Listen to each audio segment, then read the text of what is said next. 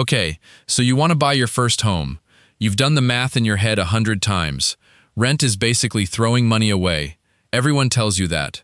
A mortgage payment builds equity. It's an investment. It's the responsible adult thing to do. You picture yourself with keys in your hand, standing in a living room that is actually yours. No landlord, no rent increases, just you and a house that grows in value while you sleep. That is the picture everyone sells you. And I need you to hold on to that picture for exactly one more minute, because the real financial story of buying your first home is stranger, slower, and far more expensive than the number on the price tag, and almost nobody explains it to you before you sign anything.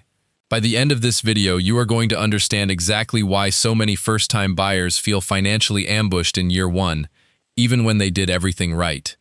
Before we go further, hit that subscribe button, because this channel breaks down the real economics hiding behind the biggest purchases people make in their lives, and homeownership might be the most misunderstood one of all. Let's start with the number everyone fixates on, the sale price, because that number is doing almost none of the work you think it's doing. Say you find a home listed at $400,000. The instinct is to think, okay, I need $400,000, or a loan for $400,000, and I'm done. That is not remotely how this works. First comes the down payment, and here is the first surprise for most young buyers. The old rule of 20% down is not a legal requirement. It's a convention, and plenty of loans allow you in with as little as 3 to 5% down. But that low number comes with a catch called private mortgage insurance, an extra monthly fee that can run between $30 and $70 a month for every $100,000 you borrow, and it exists purely to protect the bank, not you, in case you default. So the buyer who puts down $20,000 instead of $80,000 is saving cash up front, but paying for that privilege every single month for years. Then come the closing costs, and this is where most first-time buyers get their first real gut punch. Closing costs typically run between 2 and 5% of the home's purchase price, covering loan origination fees, appraisal fees, title insurance, attorney fees, and a dozen smaller line items that show up on a document called the closing disclosure that most buyers see for the first time about 3 days before they're expected to sign it. On a $400,000 home, that's $8,000 to $20,000 in cash, on top of your down payment, due before you get a single key. Now here's where it gets interesting, because the price of the house and the cost of buying the house are honestly the easy part. The real financial commitment of owning a home is not a single number. It's a recurring monthly reality that outlives your mortgage payment by decades, and it starts changing the math the moment you move in. Your mortgage payment itself is made up of 4 separate pieces bundled together: principal, interest, taxes, and insurance, commonly abbreviated as PITI. Principal is the actual loan balance you're paying down. Interest is what the bank charges you for lending you the money, and in the early years of a mortgage, the overwhelming majority of your monthly payment goes toward interest, not principal, meaning your equity builds far slower than people assume in year 1 and 2. Property taxes vary wildly by location, but nationally average somewhere around 1 to 2% of the home's value annually, meaning on that same $400,000 home, you could be looking at $4,000 to $8,000 a year just in property tax, folded quietly into your monthly bill. And homeowners insurance, unlike renter's insurance, which might run $15 a month, typically runs somewhere between $100 and $250 a month, depending on your region and the home's age, because you're now insuring the entire structure, not just your belongings inside it. If you've subscribed already, seriously, thank you. And if you haven't yet, this is the moment, because what comes next is the part that blindsides almost every first-time homeowner, the part that never shows up in the mortgage calculator. Let's talk about the maintenance reserve, because this is the single biggest gap between what people expect homeownership to cost and what it actually costs.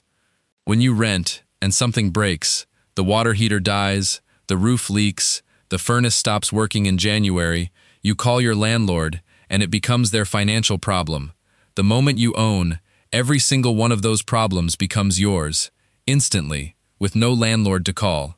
Financial planners generally recommend setting aside 1 to 4% of your home's value every single year, specifically for maintenance and repairs, which on a $400,000 home means $4,000 to $16,000 annually, just sitting in reserve, waiting for the inevitable.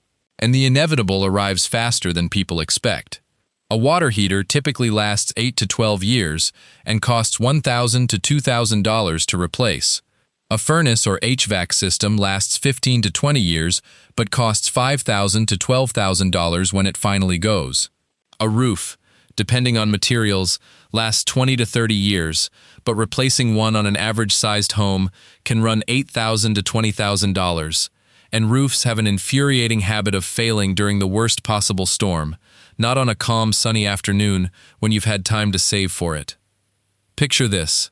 You've been in your first home for 2 years. You just finished furnishing the living room, you finally feel settled, and then one night in February you hear a strange hissing sound in the basement. By morning, there's an inch of water on the floor, and it turns out a pipe froze and burst overnight while you were asleep upstairs. The plumber quotes you for the repair itself, but then the real bill starts stacking up: water damage remediation, drywall replacement, flooring replacement in the affected rooms, and mold prevention treatment, because standing water left untreated for even a few days can start growing mold within 48 hours. All in, a burst pipe with water damage can cost anywhere from $3,000 to $10,000, depending on how much of the house was affected. And unlike renting, there is no landlord's insurance policy quietly absorbing that cost for you. It is entirely, immediately, your bill. This is exactly why the maintenance reserve is not optional. It's the difference between a homeowner who handles a crisis calmly and one who ends up in credit card debt over a broken water heater. This connects to something almost nobody explains to first-time buyers before closing. The age and condition of the home matters just as dramatically as the price. A newly built home might have almost no maintenance costs for the first 5 to 10 years because everything inside it is brand new and typically still under warranty. A home built in the 1970s might look identical on a real estate listing. Same square footage, same number of bedrooms, same asking price, but be quietly carrying original plumbing, an aging electrical panel, and a roof nearing the end of its life, all invisible during a 15-minute open house walkthrough. This is why a proper home inspection before closing, typically running $300 to $600, is one of the most important expenses in the entire process, because it is the only thing standing between you and inheriting someone else's deferred maintenance disguised as a great deal. Quick reminder, if this is helping you see the numbers more clearly, subscribing genuinely helps this channel keep making these breakdowns, and there's a lot more coming on exactly this kind of decision. Now, let's put the entire picture together, because this is where the emotional dream of homeownership and the actual financial reality either line up or they don't. On that $400,000 home, you're looking at $20,000 to $40,000 just to get through closing day, between the down payment and closing costs. Then your true monthly cost, once you add principal, interest, taxes, insurance, and a realistic maintenance reserve, typically lands somewhere between $2,500 and $3,500 a month, not the $2,200 number the mortgage calculator showed you when you first started browsing listings online. Across a realistic 30-year holding period, once you account for interest paid, taxes, insurance, ongoing maintenance, and the periodic big-ticket replacements every home eventually demands, the true lifetime cost of that $400,000 home can land somewhere between $700,000 and $900,000, depending on interest rates and how well the home is maintained along the way. That number sounds shocking, until you remember the alternative isn't free either. Decades of rent payments build zero equity and still rise every single year with no ceiling, while a mortgage payment, once locked in on a fixed rate, stays exactly the same for 30 years, while your income, in most cases, keeps climbing around it. Here's the part that never makes it into a spreadsheet, and it's worth saying plainly before we close this out.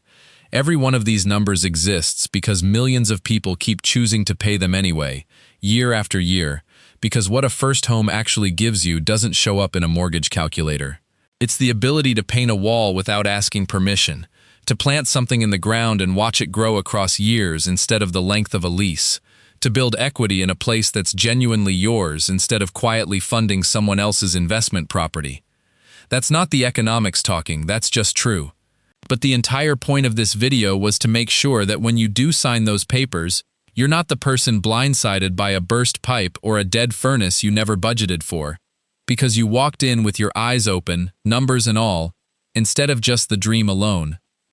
If this video helped you actually understand what buying a first home really costs, do yourself a favor and subscribe, because we break down the real numbers behind the biggest decisions people make in their lives, and this is exactly the kind of thing nobody teaches you before you need to know it.